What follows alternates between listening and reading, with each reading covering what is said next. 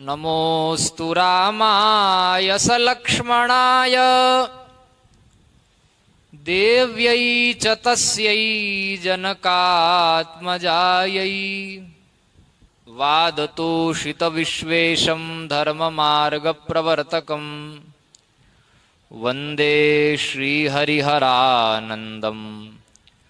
करपात्रं जगद्गुरुम्। अगत्या कहीं कहीं पर यौगिक अर्थ का व्युत्पत्ति लभ्य अर्थ का प्रयोग करते हैं। इसी में तो पाणिनि जी को शेर ने खा लिया व्याघ्र ने। वो आ रहा था, गुरुजी सावधान, व्याघ्र आ रहा है। अब व्याघ्र की व्युत्पत्ति करने लगे, उनको ये नहीं कि सामने आ रहा व्युत्पत्ति करते करते वो आके खा गया। तो ये ऐसा होता है, विस्तृत मुख वाला जब तक व्युत्पत्ति करने लगे तब तक वो रूढ़ार्थ आके निकल गया। हाँ, एक नैयायिक के बेटा पानी भर रहे थे कुएं पर, मैं भी था। एक और कुएं की ईंट कुछ निकल गई थी, एक और निकली नहीं थी। तो जिधर नहीं निकली थी वहाँ रस्सी ज़्यादा पड़ती थी, जिधर निकल गए वो कहे पानी तिरछा हो गया है, पानी तिरछा है, तिरछा यहाँ इतनी रस्सी में काम चल जाए, यहाँ उतनी। तो मैंने कहा क्या कर रहे हो? हमने कहा नैयायिक जी के बेटे डूब जाओगे, तुम यूँ यूँ झाँक रहे हो। अरे यहाँ पर ऊंचाई है इसलिए रस्सी ज़्यादा चाहिए, यहाँ पर नीचाई है। अच्छा ठीक बताया। हमने कहा ठीक क्या बताया तू तो। एक काशी से पढ़ के आया न्याय। अब माँ ने कहा त्योहार है बेटा, गरीब ब्राह्मण तो प्राय गरीब ही होते हैं, एक गिलास दे दिया, घी ले आना बाजार से, रुपया दे दिया। और घी लेकर आ रहे थे, घृत का आधार पात्र है कि पात्र का आधार घृत है, अभी विचार चल पड़ा। तो लगता तो ऐसा ही है भाई कि घृत का आधार पात्र है, क्या पता हमारी व्याप्ति गलत हो। देख ही ले कि पात्र का आधार घृत है या घृत का आधार। अरे वो मिट्टी में सब होगी। हाँ, अब मालूम पड़ गया कि घृत का आधार पात्र है। भाई पात्र का आधार घृत नहीं है। अब रुपया तो खत्म हो गया। घर आए बेटा घी, वो तो व्याप्ति में चला गया घी। तो कहा कि मूर्ख राज, तुमको तो पढ़ने के लिए भेजा थे, इसलिए अब घर में रुपया भी नहीं है, त्योहार में क्या करें, तुम्हारे नाम के ऊपर क्या करें।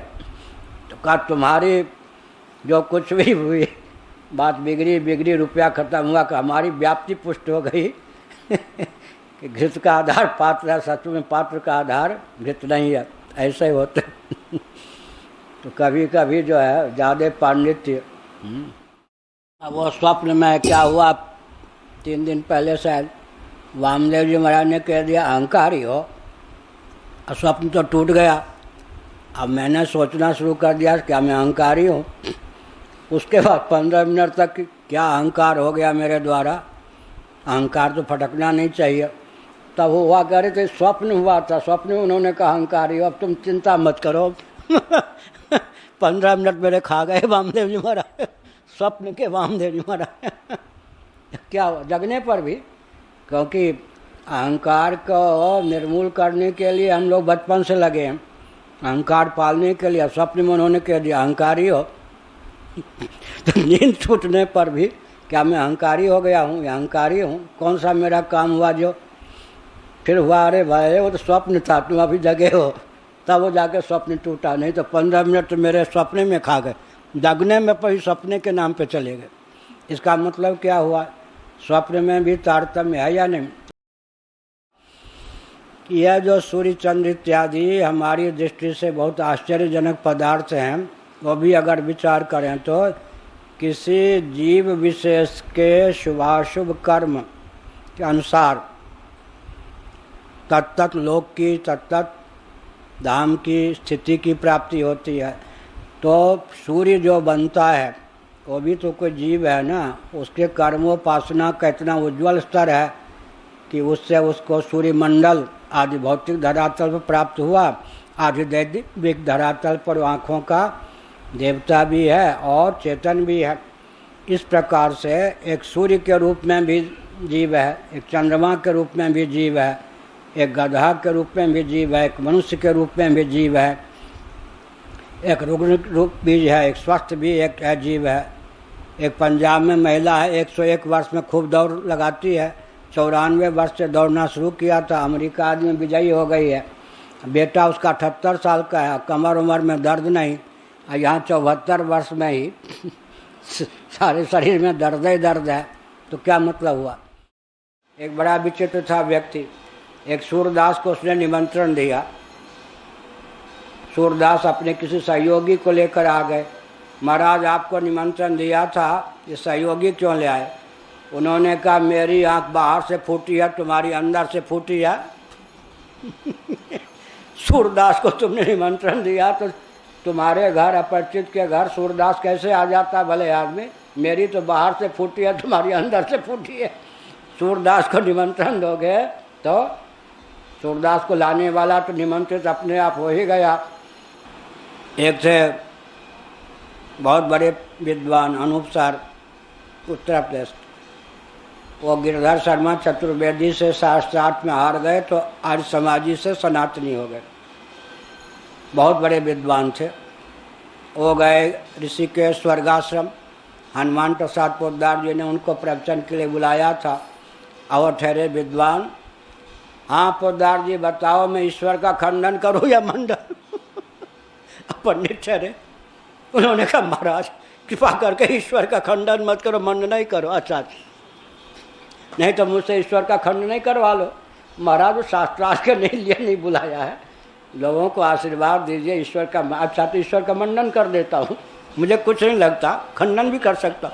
मैंने पोद्दार जी ने कहा कृपा करके मंडन नहीं कीजिए महाराज, वैसे लोग नास्तिक है, आप खंडन कर दोगे ये तो मंडन नहीं कर पाएंगे और घोर नास्तिक हो जाए। कृपा करो महाराज, ईश्वर का खंडन करने के लिए आपको नहीं बुलाया।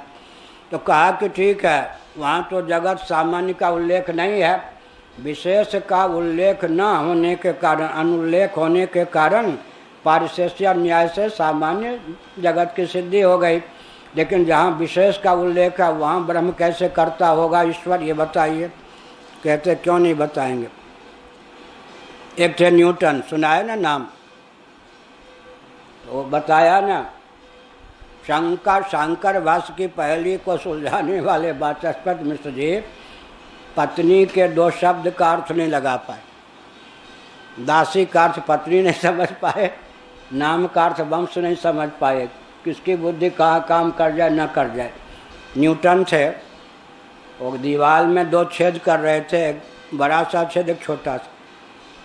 बड़ा छेद करने के बाद छोटा छेद करने जा रहे थे। क्यों, क्या कर रहे हो? पत्नी ने कहा अरे घर में एक बिल्ली है, एक बिल्ली का बच्चा है, बिल्ली को निकलने के लिए छेद बना दिया, बच्ची को निकलने के लिए छेद बनाना है या नहीं? तुम वैज्ञानिक हो, बुद्धि मारी गई। जिस छेद से बिल्ली निकल जाएगी उस छेद से बिल्ली की बच्ची नहीं निकल पाएगी। अरे हाँ तुमने ठीक कहा, तुम ज़्यादा बुद्धिमती। ऐसा भी होता है ना क्या? अब जिसका दिमाग वहाँ लगा है, अब पत्नी के सामने मूर्ख से दो रहा है। वाचस्पति मिश्र जी ने पत्नी के दो शब्दों का लक्ष्य दक्षिणा से अर्थ नहीं कर पाए, नहीं किया ना। दासी का अर्थ पत्नी नहीं लगा पाए, नाम का अर्थ वंश नहीं लगा पाए, पुत्र नहीं लगा पाए। और न्यूटन को यह नहीं काम कि बड़ी बिल्ली जिससे निकल जाएगी उसका बच्चा तो छेद से निकल ही जाते। पहले छोटे बच्चे के लिए बनाते तब तो ठीक है, बड़े बच्चे के लिए बड़ी बिल्ली के लिए जब बना दिए छेद और छोटी के लिए बनाने की क्या ज़रूरत है? तो कहा जहाँ विशेष का उल्लेख है वहाँ कैसे सामान्य प्राप्त करोगे? तो उन्होंने कहा क्यों नहीं कर लूँगा, देख लो।